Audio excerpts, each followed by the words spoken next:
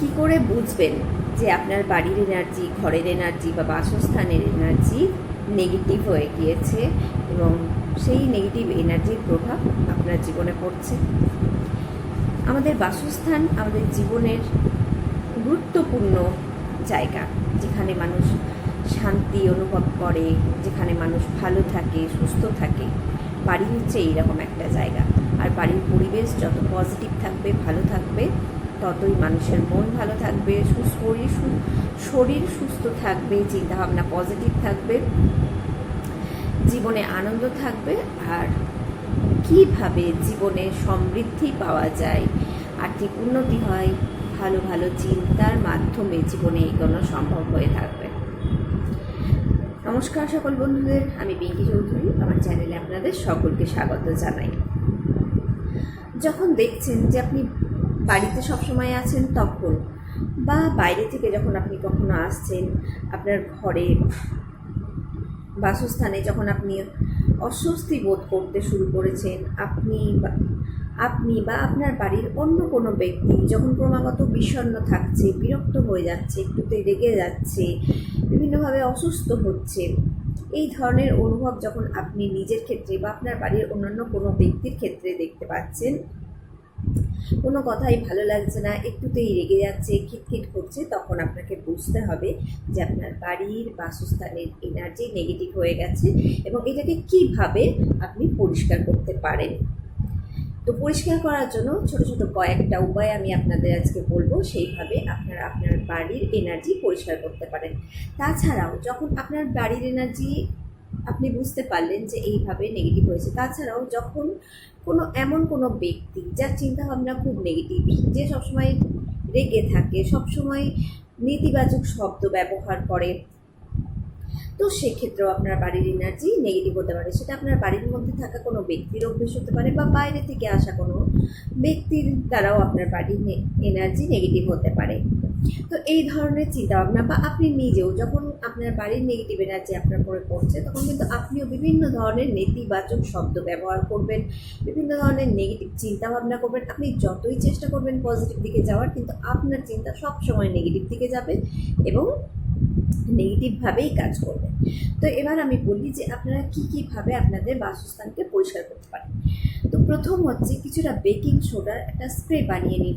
সেই স্প্রেটা ঘরের কোনায় কোনায়, চারিদিকে, জানলা দরজার কোনায়, সিঁড়ির কোনায় কোনায়, যে কোনো কোনা যেগুলোতে সচরাচর পরিষ্কার হয় না, অনেক দিন ধরে অন্ধকার অন্ধকার হয়ে থাকে, বা যে কোনো ঘরের কোনায় কোনায়, চারিদিকে, সিঁড়ির কোনায়, জানলার দরজায়, সিঁড়ির নিচে যে সমস্ত জায়গাগুলো অন্ধকার অন্ধকার, সেই সমস্ত জায়গায় আপনি বেকিং সোডা একটু বেশি করে বেকিং সোডা স্প্রে বানিয়ে চারিদিকে দিয়ে দিন। খাটের নিচেও দেবেন, তো বিভিন্ন কোনায় কোনায় দিয়ে দেবেন।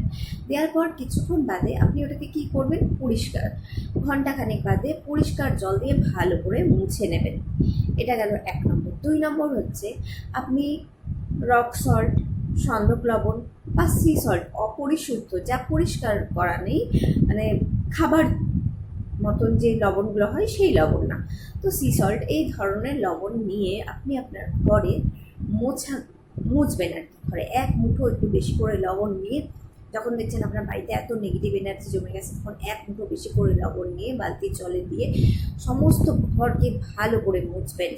মোছার পর কিন্তু এমনিই ছেড়ে দিলে হবে না, আপনাকে ওটা আবার একটু পরিষ্কার জল দিয়ে মুছে নিতে হবে। কিন্তু মোছার সময় যে কোনো জিনিস যখন আপনি কাজ করবেন, তো স্পিরিচুয়ালি যেহেতু আপনি কাজ করছেন, তো আপনার ইন্টেনশনটা ওখানে পজিটিভ দেওয়া দরকার আছে। আপনি যখন পরিষ্কার করছেন, স্প্রে করছেন, তখন মনে মনে এই ইন্টেনশন রাখুন যে আপনার বাড়ি ঘরের এনার্জি পরিষ্কার হচ্ছে, ক্লিন হচ্ছে।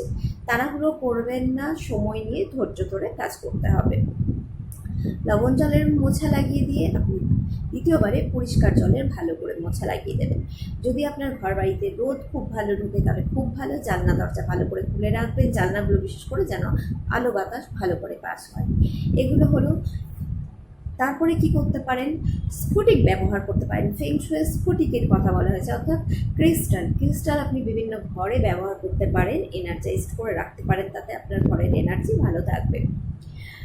এবার যেটা বলছি সেটা হচ্ছে, প্রতিটা ঘরে আপনি এই কাজটা করতে পারেন, বা একটা ঘরে আপনি এই কাজটা কিছুক্ষণ ধরে করবেন, আপনার পুরো ঘর এনার্জাইজড হবে এবং প্রোটেক্ট করা যাবে, করে দিতে পারবেন। তার সঙ্গে সঙ্গে যে সমস্ত ব্যক্তিদেরকে আপনি সুরক্ষা দিতে চান, নিজের বাসস্থানে যদি কোনো আপনার পালিত পশু থাকে তো সেই পশুকেও সুরক্ষা দিতে পারেন। নিজের তো সুরক্ষা, নিজের বাসস্থানের সুরক্ষা তো অবশ্যই করবেন। এখানে কি করতে হবে, সাদা রঙের ক্যান্ডেল, সাদা রঙের মোমবাতি আপনাকে নিতে হবে। নেওয়ার পর সেটা যদি আপনারা কেউ রেইকি জানেন বা অ্যাঞ্জেল থেরাপি জানেন বা কোনো ধরনের প্রাণিক হিলিং বা যে কোনো ধরনের হিলিং জানেন, তো আপনারা নিজের ক্যান্ডেলটাকে কিছুক্ষণ চার্জ করে নিন। চার্জ করে নিয়ে ক্যান্ডেলটাকে জেলে কিছুক্ষণ সেখানে বসে প্রার্থনা করুন।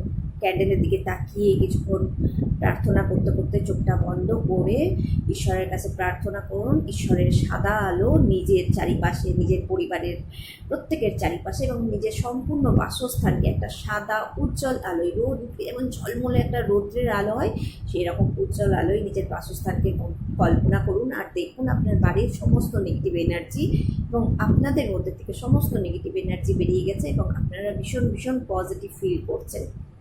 তো এইভাবে নিজের বাড়ি ঘরের এনার্জিকে এবং নিজের এনার্জিকে পজিটিভ রাখুন। আর নিজেরা সকলে ভালো থাকুন, সুস্থ থাকুন। আমার ভিডিওটা যদি আপনাদের ভালো লেগে থাকে তো অবশ্যই আমার সঙ্গে থাকুন। লাইক, শেয়ার, কমেন্ট অবশ্যই করুন। আপনারা কমেন্ট করলে আমার বুঝতে সুবিধে হবে যে আপনারা কী ধরনের ভিডিও আমার কাছ থেকে পেতে চাইছেন। তো আজকে এতটাই।